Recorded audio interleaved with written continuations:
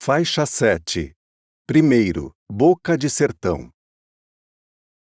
Tinham começado a estrada de ferro. O picadão era interrompido de légua em légua e os engenheiros mal recebidos em algumas fazendas.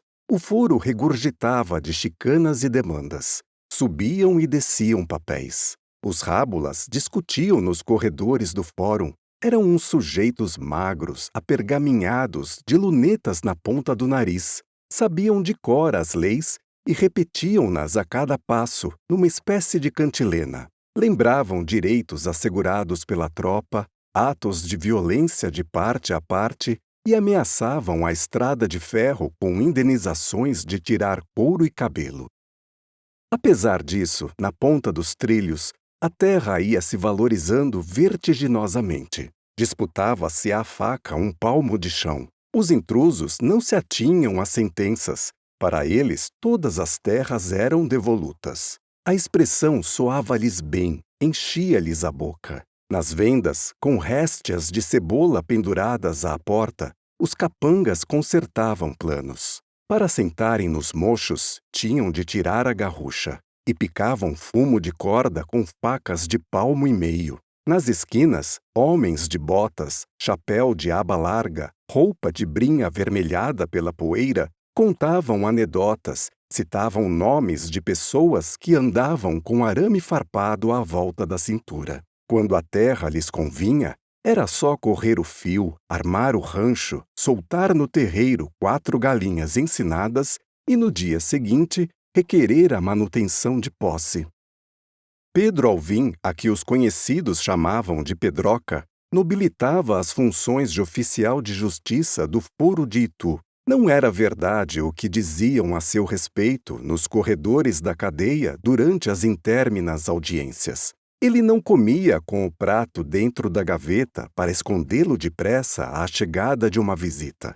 Muito menos verdade que ele, à noite, atravessasse a cidade com o cigarro de palha na boca, apagado, à espera de ver na distância o fuzilar de um isqueiro. E quando via, acrescentavam os maldizentes, punha-se a gritar: "Não apague! Espere aí que eu tenho um cigarro para acender!" Não era, pois, como se assoalhava unha de fome, mas era, quanto se podia ser, um sujeito econômico, morigerado. Ambições desmedidas devoravam-lhe a alma, tanto assim que, exercendo aquela modesta profissão, casado e com filho, conseguira comprar uma chácara perto do centro da cidade. A mulher, ajudada pela escravizada, fazia doces que eram vendidos nas ruas por 2 moleques. O filho, rapazola que puxara o pai, não tinha profissão certa, mas, ao que se dizia, já contava igualmente um pé de meia. Ali por 1870, com a animação da estrada de ferro, um sujeito de São Paulo plantou-se diante do Pedroca e lhe propôs a queima-roupa. "Você quer vender a chácara? Dou-lhe 14 contos de réis." Ele cuspiu longe. "Tchê!"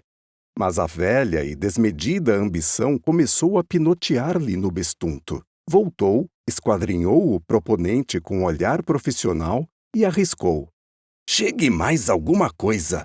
O homem fez finca-pé. 14 contos, nem mais uma pataca." "Em que condições?" "Na ficha." Foram para o botequim, mandaram vir uma cerveja marca Barbante, que o desconhecido pagou, e aprazaram o negócio. A venda da chácara correspondia a uma aspiração que nos últimos tempos o apoquentava dia e noite. O dinheiro andava por aí, a dar com o pé. Todo mundo estava enriquecendo, menos ele. No entanto, tinha o principal para tornar-se rico. As unhas eram compridas, negras e curvas para dentro, como garras. Por que não tentar? Conversou com a mulher e o filho. Ambos se mostraram dispostos a enfrentar o que desse e viesse. Aceitou a oferta, vendeu a chácara, reduziu a dinheiro tudo o que representava algum valor e deitou mãos à obra. Para começar, arrematou um lote de 8 escravizados piolhosos e mofinos com que um comboieiro se encravara em Tietê. Negrada ruim, mas que, com algum trato, ficaria de virar e romper. Na mesma demão, adquiriu 2 bestas. E, ratinhando pelas vendas, comprou sal, querosene, rolos de fumo, um garrafão de pinga. Ia, afinal, ser fazendeiro, mas não quis disputar a carne às feras. Preferiu usar de manha, legitimar uma quadra de mato muitas léguas para lá de São João do Capivari, na direção de São Carlos, que era a boca de sertão. Por aquelas alturas ainda não tinha irrompido ali a febre que lavrava na ponta dos trilhos. Depois de fazer demoradas visitas à zona e de remexer nos livros de assentamentos dos cartórios, elegeu para si 100 alqueires que ficavam à beira de um córrego e aos quais se dava, embora vagamente, o nome de paineiras. Um dia entrou na vila de São João de Capivari à frente de meia dúzia de negros e de 2 bestas arcadas ao peso dos caçoás. Não fora debalde oficial de justiça em Itu durante 20 anos. Conhecia toda a gente. Os capivarienses saudavam-no à sua moda muito cantada. Ora Senhor! E ele, no mesmo tom. Ora Senhor! No dia seguinte, chegou às paineiras. O mato era imenso, espesso e parecia sem dono. Aprofundou-se por ele e, depois de uma batida, escolheu vasta clareira à beira do córrego. Ali mesmo improvisou 2 ranchos, um para si e outro para a negrada. Acendeu a Itacuruba e iniciou os trabalhos para a posse. À noite, estirados nas camas de varas, acolchoadas com esteiras, ouviam o miado das onças. O caboclo, que ficava mais próximo, a 2 léguas de distância, contou que, havia bem uns 10 anos, encontrara um viajante estendido à beira do caminho. Estava morto com uma flecha atravessada no coração. Fantasia de caboclo, mas eles começaram a temer os índios. O trabalho foi duro. Os machados cantaram dias inteiros nos troncos das perobeiras. Ao escurecer, ouvia-se um grito de alerta e, logo depois, a árvore pendia para o lado, desabava com estrondo, alarmando o silêncio da floresta. Centenas e centenas de troncudos jacarandás tiveram o mesmo fim. Para trás, em pé, só ficou um paudalho, como padrão de terra boa. Era uma árvore imensa, de galharia monstruosa, emaranhada de cipós, craquenta de musgos, enredada de ervas de passarinho, felpuda de barbas de velho, ouriçada de parasitas. Era ali, naquela copa diluída no céu, que pousavam maitacas e tiribas, em bandos tão espessos que toldavam a limpidez das tardes. Ao escurecer, um sabiá-coleira cantava a tristeza do sertão, e pela noite desciam os gambás, moradores efetivos das touças de caraguatás vicejantes nas forquilhas. A 100 braças de redor cheirava a alho esmagado, como nas cozinhas. Enquanto a derrubada se atrasava, as foices iam na frente, comendo a capoeira. Foi um esforço tremendo para a conquista daquela propriedade. Dona Petronilha, a mulher do Pedroca, ficava no rancho com as escravizadas, cozinhando para a negrada. Bojudo caldeirão de feijão fervia na vara, suspenso por 2 forquilhas. No chão, ardiam toros verdes, vestidos de musgo, fazendo fumaça. Dava gosto ver o trabalho. Os homens saíam com a primeira luz da manhã e voltavam para o rancho ao pardejar do dia. O mato estava serenado. Entanguidos, quase nus, diziam facécias que só eles entendiam. O Terêncio, um negrinho cestroso, contava aos parceiros. Bastião botou a mão na cumbuca. E o Bastião, assustado e divertido. Eu? Vou te cobra. Cumbuca tem calango. A fila de pretos, a um de fundo, torcia-se de rir. Os que iam na frente batiam com a foice nos caetês para derrubar o orvalho acumulado durante a noite, e cada foiçada era uma cuia d'água que lhes caía sobre os andrajos. Os escravizados, nessas lutas, sacrificavam-se pelo Senhor. A aventura das paineiras não era do amo, era deles. Davam o trabalho, o martírio daquela existência de fome e, se preciso fosse, arriscariam a vida, a fim de que seu branco tivesse uma fazenda. Quando agosto chegou, queimaram a roça. O fogo nasceu pequenininho num amontoado de galhos secos, esgueirou-se por entre talos verdoengos, com chiados finos e matraqueios de carteiras de traques. Passou para os montes de folhas caídas, alcançou os troncos deitados, envolveu-os nas musselinas vermelhas, pumarentas, que se faziam azuis para escalar o céu. Alcançou as árvores franzinas esmagadas sob o peso dos grossos troncos abatidos, subiu pelos musgos esturricados, lambeu as barbas de velho, bebeu a água do sereno acumulada no copo verde dos caraguatás, derriçou a folhagem de ouro das urucuranas mortas, investiu de cabeça baixa como touro bravo contra as serrapilheiras e atirou-se contra os tabocais, com alaridos e estrépitos de batalha, cresceu, subiu, atirou para o ar torvelinhos de fumo e de centelhas. Os troncos se torciam, os ramos estalavam pelos nós, a umidade presa entre a casca e o lenho chiava e rechiava, nuvens de insetos dançavam, enlouquecidos pela fumaça, cobras fugiam sem vergonha, chocalhando guizos, espadanando folhas, entre as pernas dos negros assustados. Atrás ia ficando a coivara, o chão calcinado, a dança da fumaça perdida à mercê do vento.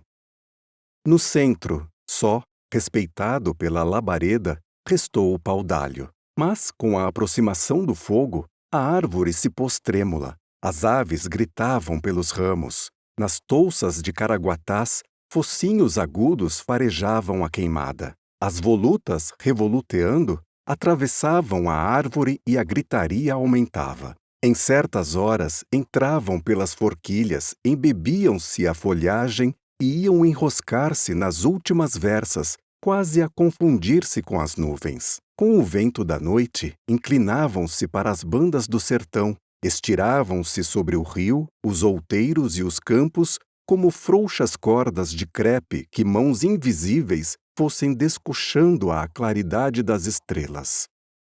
Quando acabou a queimada, a terra ficou triste, coberta de luto. Os tocos carbonizados pareciam pretos de cócoras. Mas a notícia assanhou curiosos, trouxe dificuldades. Um boiadeiro de Campinas apresentou-se como dono, dizendo que havia ganho aquela terra pela festa do Espírito Santo, numa rodada de chimbica. Citava testemunhas. Mas Alvim, rato de foro, conhecendo-lhe as tricas, arranjou um testa de ferro que, no mesmo momento, se inculcou o proprietário da região das paineiras.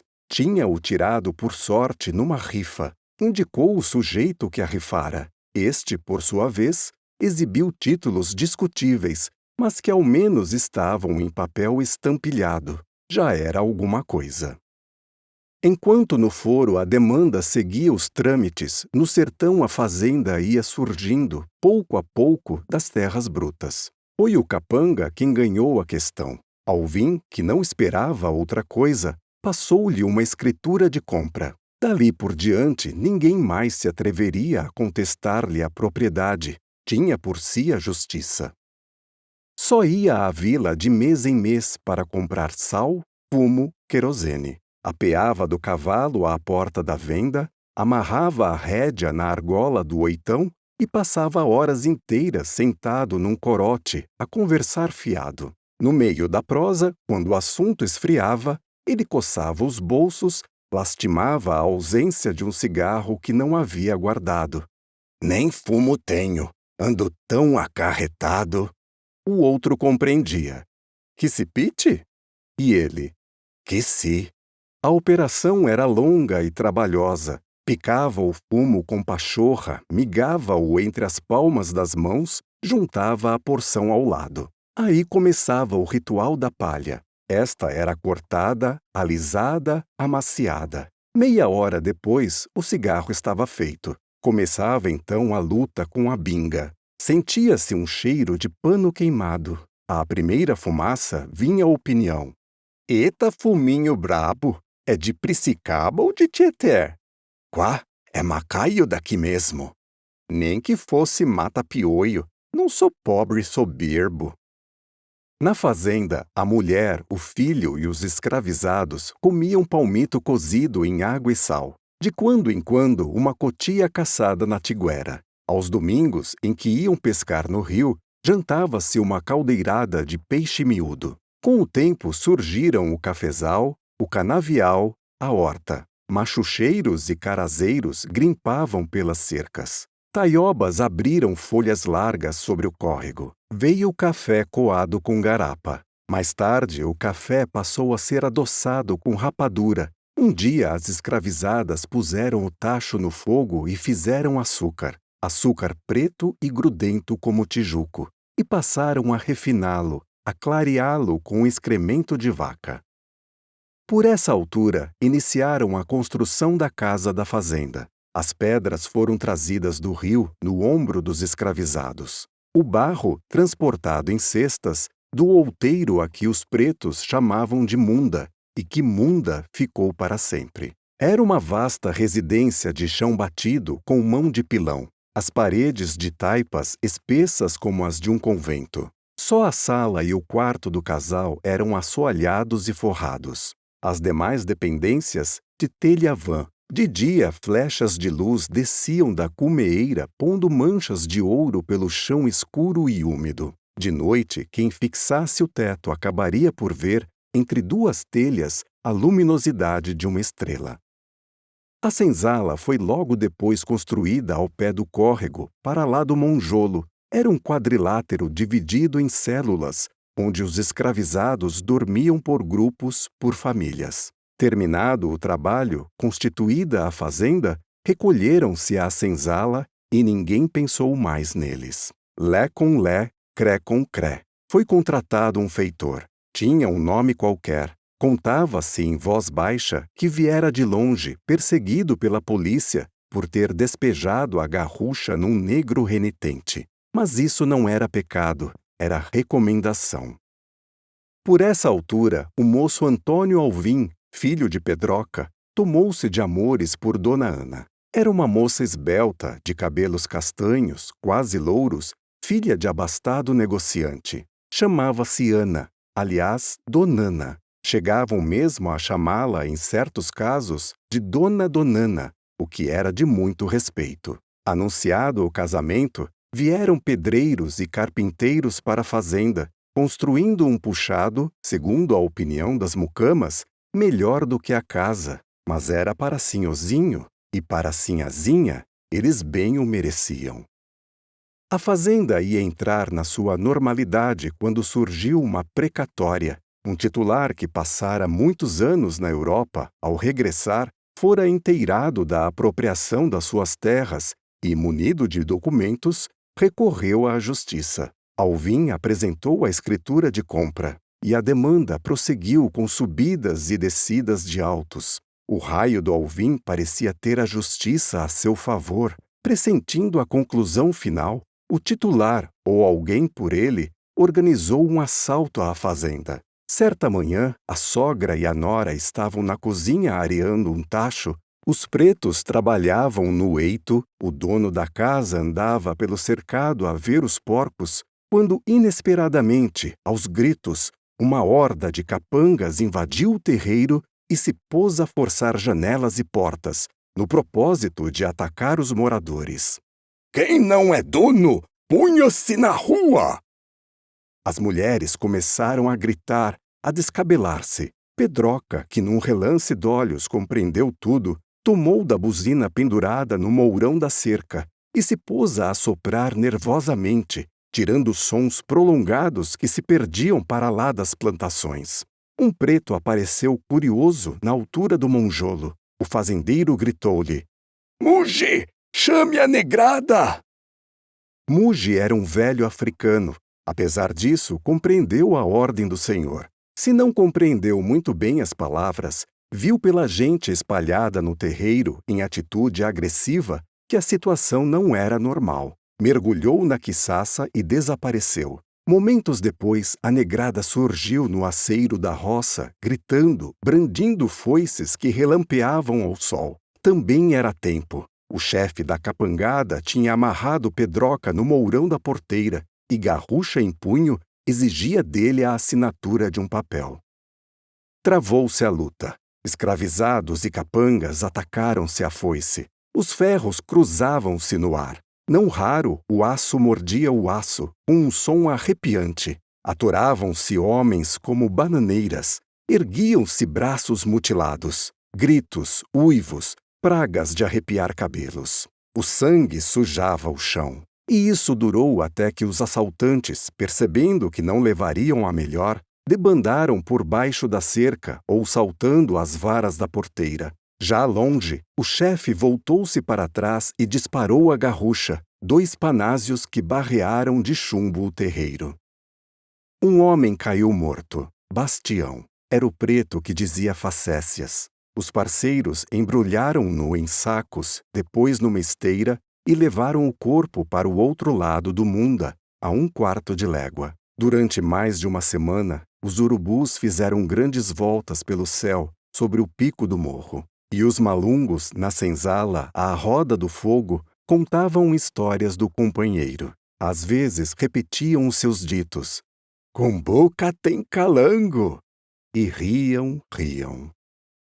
O fazendeiro levou dias para repor-se do susto. Assim que pôde, montou a cavalo e foi à cidade queixar-se ao delegado. Nas suas declarações, adiantou que aquilo devia ter sido obra da capangada do titular. Inquéritos, testemunhas, depoimentos, um nunca acabar de idas e vindas.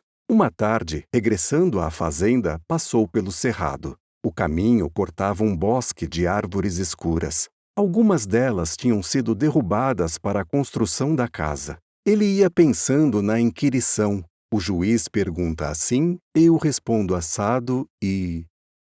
Alguém, escondido atrás do toco, disparou-lhe um tiro pelas costas. Pedroca ainda se ergueu na sela, ainda quis olhar para trás, mas afocinhou no pescoço do cavalo, resvalou para a esquerda, caiu, embolou no chão. Estava morto. O animal, como compreendendo o que havia acontecido, meteu a galope para a banda das paineiras. Quando chegou à porteira, ficou a esfregar o pescoço nas varas, a coçar-se. O filho do fazendeiro, que estava na arrecadação, a encebar uns arreios, ouvindo aquele ruído, foi saber do que se tratava. E, ao ver o cavalo sem cavaleiro, arrastando a rédea pelo chão, não teve dúvidas sobre o que tinha acontecido. Um grito subiu-lhe do mais íntimo do peito. Bandidos! Mataram papai! Assumiu a direção da fazenda. No local da tocaia foi erguida uma cruz de madeira, amarrada com cipós. No ano seguinte, essa cruz foi substituída por outra, fabricada por um carpinteiro. 3 anos depois, em cumprimento a uma promessa, a cruz de pau foi trocada por outra de ferro batido. Os caminhantes traziam de longe uma pedra para depor-lhe aos pés. E a cruz fez milagres. Um dia surgiu a capela. A 3 de maio, passou-se a festejar a Santa Cruz, aliás, Santa Cruz do Cerrado. Improvisaram-se ranchos ao redor e vendas. A capela, com o tempo, passou a ser igreja. Em volta dela, alastrou-se e floresceu o distrito. Muitos anos depois, desapareceu o nome de Santa Cruz e só ficou o de Cerrado. A propriedade começava pelo toco, a cidade pela cruz. A vida nas paineiras, dentro de pouco, tomou o caminho comum às demais fazendas. Durante a semana era o trabalho no eito. Aos domingos, para pagar o angu que comiam, os pretos trabalhavam na cerca da propriedade. Das 7 às 11 horas, iam ao rio buscar pedras. Traziam-nas na cabeça sobre rodilha de pano ou no ombro, segurando-as com as mãos. Eram blocos arredondados, lisos, polidos pelas águas da Tupava. Alguns, cobertos de mucilagens, pareciam cabeças humanas com cabelos verdes, e escorregavam das mãos, e caíam dos ombros sobre os pés dos que as carregavam. Os pretos, em fila, cadenciavam os passos com gemidos. Up. Com o decorrer dos anos, a muralha escura de pedra enxuta, sem reboco, foi se estendendo por aquelas terras. Já havia passado em muitos pontos as primitivas divisas da fazenda. Pouco importava. Era a conquista, o latifúndio. Gritasse quem quisesse. Sempre que o feitor ficava para trás, os pretos conversavam entre si. Uns mostravam orgulho de ter feito aquilo tudo por sinhozinho. Outros, já trabalhados pelos andantes, falavam em voz baixa e diziam coisas obscuras. O mais curioso era aquele muge, velho africano, entrado de contrabando, que continuava a ignorar língua de branco. Tinha no pescoço, por baixo da camisa curta, de algodãozinho riscado, que parecia pano de colchão, um colar de conchas. Falecido Bastião dizia lá na sua que aquilo parecia Mitirimbimbi. Era fujão, mal-mandado. Contava-se que sabia reza forte. Quando dormia, sonhava. Quando sonhava, rilhava os dentes e dizia coisas em língua de Guiné. De noite, ao deitar-se na tarimba, botava a faca debaixo do travesseiro para afugentar os maus espíritos. Os companheiros tinham medo dele. Só falava a um amigo, o Justino. Esse Justino era um preto estranho. Tinha estado no Paraguai e sabia coisas perigosas, mas por isso mesmo era mudo, mudo como um peixe. Os brancos tinham-no na conta de sonso. Aconteceu, porém, um fato inesperado. Justino, mesmo sem falar, foi se tornando o chefe da negrada. Mas aquilo não podia ser mantido em segredo. Uma noite, à roda do fogo, o feitor apanhou-o com a boca na botija, a desencabeçar os parceiros. Muge taramelava. Ué, nego trabalha drome, drome trabalha. Não tem nada mais? Justino explicava. Sim, tem mais. Tem gargalheira. O africano não compreendeu e olhou para Terêncio, que depois de procurar a palavra no fundo encoscorado da memória, cuspiu comprido e falou. Libambo, Muge vidrou os olhos, rangeu os dentes e continuou a pensar. Quando preto washi, como é? Terêncio traduziu. Quando o preto fica doente. E Justino. Quando o preto fica doente, morre em cima do cabo da enxada. E quando o preto tem ocaia, tem mureque. Justino tinha resposta para tudo. Senhor branco fica com a ocaia e vende mureque para o comboieiro. Isso é de todo dia. Foi assim que sucedeu com... Não pôde terminar porque todos falaram ao mesmo tempo. Nessa confusão, olhou para o tapume de madeira. O feitor estava hirto, a garrucha na mão, os olhos estanhados nele. Sentindo-se descoberto, o escravizado levantou-se com naturalidade, dirigiu-se à cerca de arame que defendia o quadrado da senzala e, num pulo de onça, passou para o campo, perdendo-se na capoeira que a noite tornava inextricável. O feitor, que oscilava com ódio, só então compreendeu. Mas já era tarde, havia fugido. Soube-se depois que esse preto, que se vendera a si próprio por 2 palmos de fumo e um lenço de ramagens, o que era comum na época, não passava de um dos muitos auxiliares do temido Luiz Gama e andava pelo interior a esclarecer os malungos, a revoltar as senzalas. Desaparecido Justino, a fazenda das paineiras voltou ao ramerrão de sempre. Aos domingos e dias santos, a negrada continuava a carregar pedras para pagar o angu que comia. Quem descansa, carrega pedra. Aí nasceu essa frase, triste como o cativeiro. E a muralha foi crescendo 500 braças por ano. Venceu os limites da fazenda, prosseguiu pelas terras alheias, reunindo à propriedade dos alvins toda a terra que a vista alcançava. Terêncio, que fora dos primeiros comprados pelo fundador das paineiras, sabia de cor a crônica da fazenda. Ele, entre 2 pedras transportadas do rio, caminhava lentamente ao longo da muralha e ia explicando aos moços. Aqui mataram o Bastião. Aqui morreu o senhor velho. Aqui perdi a minha rosa, que Deus tenha. Aqui, no mesmo dia, nasceram senhorzinho Laerte e moleque Salústio, filho da defunta Gertrude. O seu livro era de pedra, como o de Moisés. De quando em quando, os pretos viam os urubus a voltearem no céu sobre o cabeço arrepiado do Munda. Entreolhavam-se e inclinavam a cabeça. Era mais um malungo que, morto, embrulhado na esteira, tinha alcançado a liberdade. E os anos foram passando, pesados como as pedras do rio, intermináveis como as torres das igrejas.